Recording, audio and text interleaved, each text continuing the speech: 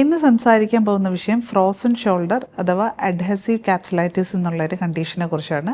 Frozen എന്ന് പറഞ്ഞാൽ stuck ആവുന്നൊരവസ്ഥ തന്നെയാണ്. അതായത് നമ്മളുടെ ഷോൾഡർ ജോയിൻറ്റിന് നമ്മൾക്ക് ലിഫ്റ്റ് ചെയ്യാൻ പറ്റാത്തൊരവസ്ഥയാണ് നമ്മൾ ഫ്രോസൺ ഷോൾഡർ എന്ന് പറയുന്നത്.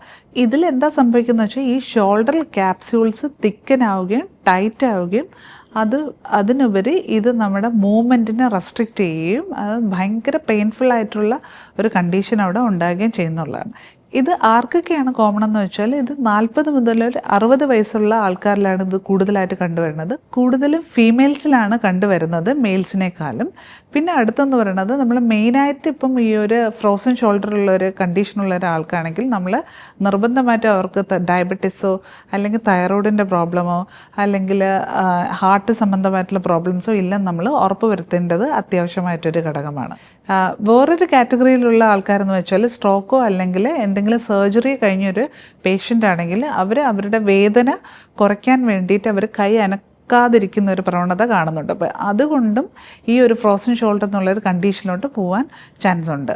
എന്തൊക്കെ കാരണങ്ങൾ കൊണ്ടാണ് ഈ ഒരു ഫ്രോസൺ ഷോൾഡർ വരണമെന്ന് വെച്ചാൽ മെയിനായിട്ട് എക്സാക്റ്റ് കോസ് എന്താണെന്ന് വെച്ചാൽ ഇതുവരെ ഐഡൻറ്റിഫൈ ചെയ്തിട്ടില്ല.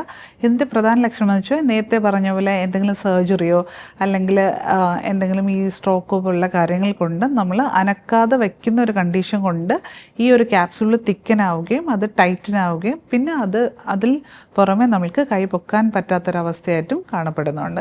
പിന്നെ ഇതിന് നമ്മൾക്ക് ഈ ഫ്രോസൺ ഷോൾഡർ നമുക്ക് 3ആയിട്ട് തിരിക്കാൻ പറ്റും. ഒന്നെന്ന് പറയുന്നത് ഫ്രീസിങ് സ്റ്റേജ് എന്ന് പറയും. അതായത് ഭയങ്കരമായിട്ടുള്ള പെയിനും നമുക്ക് കൈ പൊക്കാൻ പറ്റാത്തൊരവസ്ഥയാണ് ഫ്രീസിങ് സ്റ്റേജ് എന്ന് പറയുന്നത്. രണ്ടാമത്തെന്ന് പറയുന്നത് ഫ്രോസൺ സ്റ്റേജാണ്. ഇതെന്ന് പറയുന്നത് നമ്മളുടെ പെയിൻ കുറവായിരിക്കും, പക്ഷേ കൈ പൊക്കാൻ പറ്റാത്ത അല്ലെങ്കിൽ ഒരു തിക്നെസ് അല്ലെങ്കിൽ ഒരു ടൈറ്റനിങ് അവിടെ ഉണ്ടെന്നാണ്. പിന്നെ മൂന്നാമത്തെയാണ് തോയിങ് ആയിട്ടുള്ള ഒരു സ്റ്റേജ് എന്ന് പറയുന്നത്. അതെന്ന് പറയുന്നത് പെയിൻ കുറയുകയും പിന്നെ ഒരു ബാക്ക് ടു ഒരു നോർമൽ പോസ്റ്റിലോട്ട് പോകാൻ നമുക്ക് സാധിക്കുന്നത്. ഇപ്പോൾ 3 സ്റ്റേജസാണ് നമ്മളുടെ ഫ്രോസൺ ഷോൾഡറിന് പറയുന്നത്. ഇത് ചിലപ്പോൾ മേ ബി വേരി ചെയ്യുന്നത് ചിലവർക്ക് ഒരു 3 മാസം കൊണ്ട് റെഡിയാവുന്നതാണ്. ചിലവർക്ക് ഏകദേശം ഒരു 1-1.5 വർഷത്തോളം ഇത് ഒരു ബാക്ക് ടു നോർമൽ ആവാൻ ഒരു 1-1.5 വർഷത്തോളം അത് എടുക്കുന്നതായിട്ട് കാണപ്പെടുന്നുണ്ട്.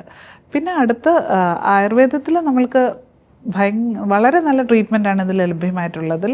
ഇതിൽ നമ്മൾ ഫസ്റ്റ് നമ്മൾ ചെയ്യുന്നത് അവിടെയുള്ള നീർക്കെട്ട് കംപ്ലീറ്റ് മാറ്റുക. രണ്ടാമത്തെന്ന് പറയുന്നത് അവിടുത്തെ മസിൽസിനെ റിലാക്സ് ചെയ്യുക. പിന്നെ ഈ ജോയിൻറ്റ് ക്യാപ്സ്യൂളിനിടയ്ക്ക് ലൂബ്രിക്കേഷൻ കൊണ്ടുവരിക. പിന്നെ സ്ട്രെങ്തനിങ് ആയിട്ടുള്ള കാര്യങ്ങൾ ചെയ്യുന്നതാണ്. ഇതിൽ നമ്മൾക്ക് കൊടുക്കാൻ പറ്റുന്ന ഔഷധങ്ങളെന്ന് വെച്ചാൽ അമൃതോത്തരം, പ്രസാരണ്യാദി കഷായങ്ങൾ, പിന്നെ നമ്മുടെ പ്രാണത പോലുള്ള ക്യാപ്സ്യൂൾസ്, പിന്നെ നമ്മൾക്ക് ഈ നസ്യം ഇതിലും വളരെ ഫലപ്രദമായിട്ടുള്ള ട്രീറ്റ്മെൻറ്റാണ്. പിന്നെ ഇതിൽ നമ്മൾക്ക് ദശമൂല ക്ഷീരധാര പോലുള്ള കാര്യങ്ങൾ ചെയ്യാം. കൂടുതൽ മസിൽ ഫൈബേഴ്സിന് ആക്ടിവേറ്റ് ചെയ്യാൻ പറ്റത്തുള്ള ക്ഷീരധാരകൾ ചെയ്യാൻ പറ്റും. പിന്നെ അടുത്തത് ഇതിൽ നമ്മൾ